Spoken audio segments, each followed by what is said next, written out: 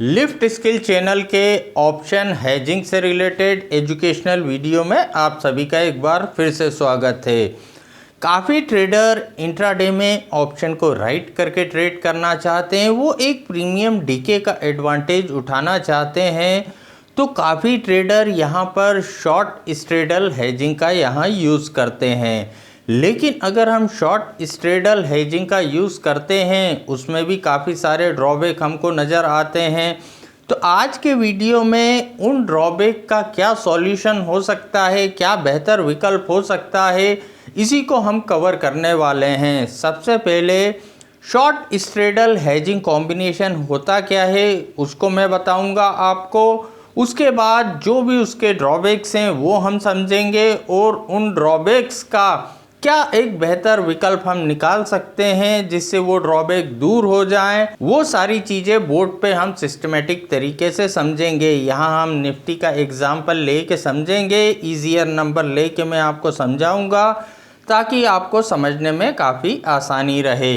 अब जैसा कि हम जानते हैं, यहाँ अगर हम वीकली एक्सपायरी की बात करें, 5 वर्किंग डे में निफ्टी की एक्सपायरी हो जाती है और ऑप्शंस में कुछ ना कुछ प्रीमियम होता है। जैसे जैसे हम एक्सपायरी की तरफ बढ़ते हैं तो डेली कुछ ना कुछ प्रीमियम डीके यहाँ होता है अगर मार्केट एक रेंज में रहता है। तो यहाँ हमको लगता है कि भाई मैं ऑप्शंस को अगर राइट कर देता हूँ तो यहाँ मेरा एक एडवांटेज हो जाएगा। तो काफ़ी ट्रेडर क्या करते हैं, एटीएम कॉल और पुट ऑप्शन को यहाँ राइट करते हैं। मान लें हम निफ्टी का एग्जाम्पल लेके समझ रहे हैं। निफ्टी यहाँ पर 19,000 के लेवल पर ट्रेड कर रहा है मॉर्निंग में। अब यहाँ एटीएम कॉल और पुट ऑप्शन कौन सा कहलाएगा, 19,000 स्ट्राइक प्राइस का जो कॉल ऑप्शन है वो एटीएम कॉल कहलाएगा और 19,000 स्ट्राइक प्राइस का जो पुट ऑप्शन है वो एटीएम पुट ऑप्शन कहलाएगा। अब इन दोनों को यहाँ पर मैंने शॉर्ट कर दिया, कॉल ऑप्शन भी शॉर्ट कर दिया, पुट ऑप्शन भी शॉर्ट कर दिया। तो इस तरीके का जो ये कॉम्बिनेशन क्रिएट हुआ ये अपने आप में शॉर्ट स्ट्रेडल कॉम्बिनेशन कहलाता है। अब इसका एक रफली हम प्राइस मान लें कि भाई दोनों का मान लें 100 के आसपास यहाँ पर प्राइस चल रहा था। 100 में दोनों को यहाँ पर हमने शॉर्ट कर दिया। अब दिन भर में अगर मार्केट एक रेंज में रहता है तो डेफिनेटली यहाँ पर कुछ प्रीमियम डीके होगा। मान लो ये 100 से 90 का हो गया, ये भी 100 से 90 का हो गया, तो यहाँ पर एक 20 पॉइंट का हमको बेनिफिट हो गया। लेकिन यहाँ पर सबसे बड़ी प्रॉब्लम क्या क्या है, अगर मार्केट में वन साइडेड मूवमेंट आ गया तो यहाँ पर इस तरीके के कॉम्बिनेशन में अनलिमिटेड रिस्क की पॉसिबिलिटी है, क्योंकि ये दोनों हमने शॉर्ट कर रखे हैं। अब अगर मार्केट ऊपर की तरफ वन साइडेड भागा तो यहाँ पर कॉल ऑप्शन के प्राइस बढ़ने लगेंगे, पुट ऑप्शन के प्राइस नीचे जाने लगेंगे। लेकिन पुट ऑप्शन ज़्यादा से ज़्यादा कहाँ तक जा सकता है, 0 से नीचे तक तो जा नहीं सकता। लेकिन ये कॉल ऑप्शन तो ऊपर कितना भी बढ़ सकता है, स्काई इज़ द लिमिट है इसके लिए। तो यहाँ पर एक अनलिमिटेड रिस्क की पॉसिबिलिटी है, ये सबसे बड़ा एक मेन ड्रॉबैक है। और जो दूसरा सबसे बड़ा ड्रॉबैक होता है कि भाई अगर हम सिर्फ यहाँ शॉर्ट स्ट्रेडल की पोजीशन क्रिएट करते हैं तो यहाँ पर जो रिक्वायर्ड मार्जिन होता है वो भी यहाँ पर काफ़ी ज़्यादा लगता है। तो यहाँ क्या हुआ कि भाई एक तो रिक्वायर्ड मार्जिन ज़्यादा, अनलिमिटेड रिस्क की पॉसिबिलिटी है यहाँ पर। और तीसरा जो ड्रॉबैक होता है कि यहाँ पर अगर निफ्टी ऊपर की तरफ भागने लगा और ये कॉल ऑप्शन जो हमने शॉर्ट कर रखा है इसका प्राइस अगर यहाँ पर 100 से 150 हो गया और पुट ऑप्शन जो है मान ले नीचे आ गया, उसका प्राइस यहाँ पर 100 से 60 हो गया, तो क्या हुआ, कॉल ऑप्शन का प्राइस 100 से 150 हो गया, पुट ऑप्शन का प्राइस 60 हो गया। उसके बाद निफ्टी और कंटिन्यू ऊपर जाता रहा तो यहाँ पर इसके बढ़ने की स्पीड काफ़ी तेज़ हो जाएगी और इसके गिरने की स्पीड काफ़ी कम रहेगी। यानी यहाँ हमको काफ़ी तेज़ी से लॉस लगेगा और यहाँ पर हमको धीरे धीरे प्रॉफिट होगा या कम प्रॉफिट होगा। अगर आपको ऑप्शन ग्रीक का बेसिक नॉलेज है तो ये आपको समझने में दिक्कत नहीं होगी कि यहाँ पर ये तेज़ी से बढ़ेगा और ये धीरे धीरे नीचे आएगा। तो ये तीसरा सबसे बड़ा यहाँ पर ड्रॉबैक होता है। तो ये जो 3 ड्रॉबैक हैं इनका किस तरीके से हम सॉल्यूशन निकाल सकते हैं। तो जो सबसे पहला ड्रॉबैक होता है, हम उसका सॉल्यूशन की अगर बात करें कि भाई यहाँ पर रिक्वायर्ड मार्जिन काफ़ी ज़्यादा लग रहा है। ठीक है, अब इसका सॉल्यूशन क्या हो सकता है। हमने डिसाइड करा कि भाई इस पूरे वीक में हम शॉर्ट स्ट्रेडल इंट्राडे में हेजिंग कॉम्बिनेशन का यूज़ करेंगे। इंट्राडे में शॉर्ट स्ट्रेडल हेजिंग कॉम्बिनेशन का हम यूज़ करेंगे तो उसके लिए हम क्या कर सकते हैं। हमने देखा कि भाई निफ्टी 19,000 के लेवल पर एट प्रेजेंट है, तो हम यहाँ पर दूर दूर आउट ऑफ मनी के एक एक लॉट कॉल और पुट यहाँ पर बाय करके छोड़ देते हैं। मान लो यहाँ पर हमने देखा 19,500 का कॉल यहाँ चल रहा है, मान लो 5 रुपये का, और यहाँ हमने देखा 18,500 स्ट्राइक प्राइस का पुट, मान लो ये भी 5 रुपये का चल रहा है। अब यहाँ ये deep out of money call और पुट के एक एक लॉट हमने यहाँ पर खरीद के छोड़ दिए। अब इसमें हमको कोई भी डेली एक्सरसाइज नहीं करना है, इसको तो हमने सिर्फ एक सेफ्टी पर्पस से खरीद के छोड़ा है। तो अब क्या हो गया, यहाँ पर एक एक लॉट हमारे बाय करने से ये पोजीशन हो गई हमारी फुल्ली कवर्ड। तो फुल्ली कवर्ड होने की वजह से यहाँ पर हमारा रिक्वायर्ड मार्जिन हो जाएगा काफ़ी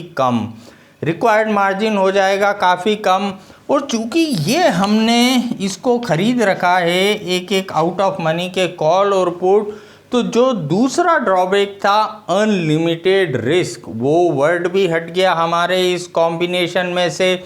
तो ये 2 प्रॉब्लम का तो सॉल्यूशन हमने निकाल दिया कि भाई यहाँ पर डीप आउट ऑफ मनी 1-2 रुपये के हमने ख़रीद के छोड़ दिए, तो अनलिमिटेड रिस्क और यहाँ पर जो रिक्वायर्ड मार्जिन है वो हमारा हट कम हो जाएगा।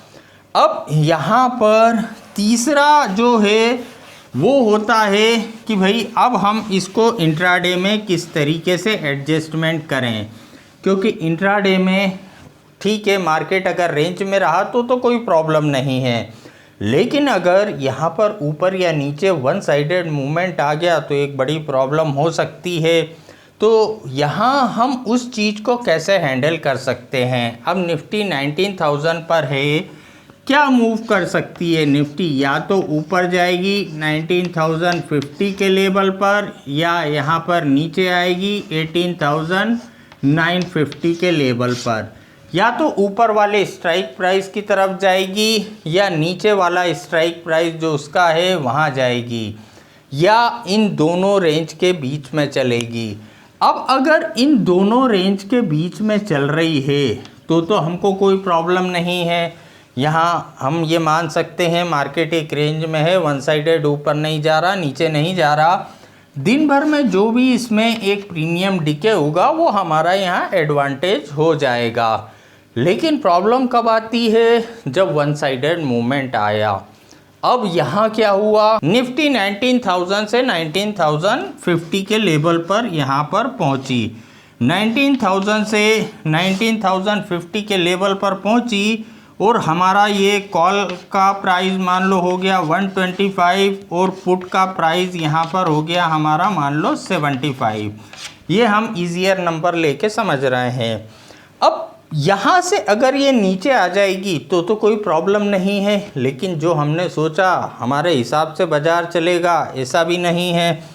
तो यहाँ से लेकिन प्रॉब्लम क्या है, अगर वन साइडेड ऊपर गई तो यहाँ पर प्रॉब्लम हो सकती है।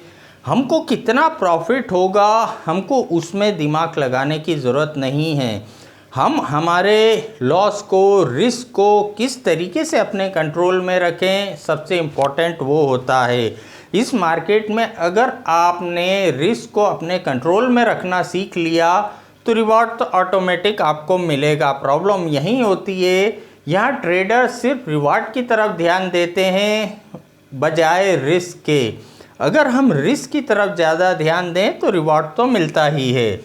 अब यहाँ से अगर ऊपर गई तो प्रॉब्लम है, हम चाहते हैं कि भाई सिर्फ शॉर्ट स्ट्रेडल पे काम करें। तो अब अगर इस लेवल पे गई तो ये पोजीशन शॉर्ट स्ट्रेडल बची क्या? ये पोजीशन शॉर्ट स्ट्रेडल नहीं बची। तो यहाँ पर हमने इन दोनों पोजीशन को बाय कर लिया, शॉर्ट करा था तो बाय कर लिया, यानी ये दोनों पोजीशन हमने स्क्वायर अप कर दी। अब क्या हुआ, हमने 19,050 के लेवल पर शॉर्ट स्ट्रेडल पोजीशन को क्रिएट करा, यानी 19,050 का कॉल ऑप्शन सेल कर दिया और 19,050 का पुट ऑप्शन सेल कर दिया। इस लेवल पर हमने शॉर्ट स्ट्रेडल पोजीशन क्रिएट कर ली और वहीं फिर हम ऊपर वाला जो स्ट्राइक प्राइस है और जो नीचे वाला यानी 19,100 से 19,000 के बीच में अगर चल रही है तो हम बैठे रहेंगे।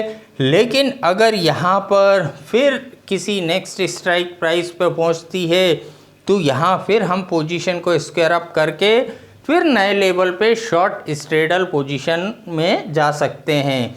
यानी हमारी पूरी कोशिश है कि हमारी पोजीशन हमेशा शॉर्ट स्ट्रेडल बनी रहे, यानी जिस लेवल पे निफ्टी है उसी लेवल के हमारे कॉल और पुट राइट रहें।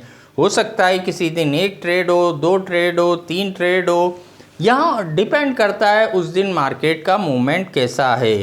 तो यहाँ पर इस तरीके से हम हमारी पोजीशन को शॉर्ट स्ट्रेडल में बना के रख सकते हैं और यहाँ पर प्रीमियम डीके के एडवांटेज को यहाँ पर उठा सकते हैं।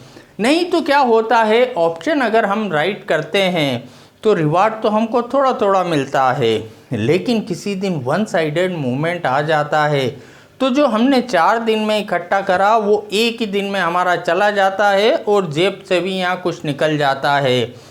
दिन भर में प्रीमियम डीके होगा तो क्या हम कमा लेंगे, यहाँ 10 पॉइंट, 20 पॉइंट, 25 पॉइंट इतना हमको एडवांटेज हो जाएगा।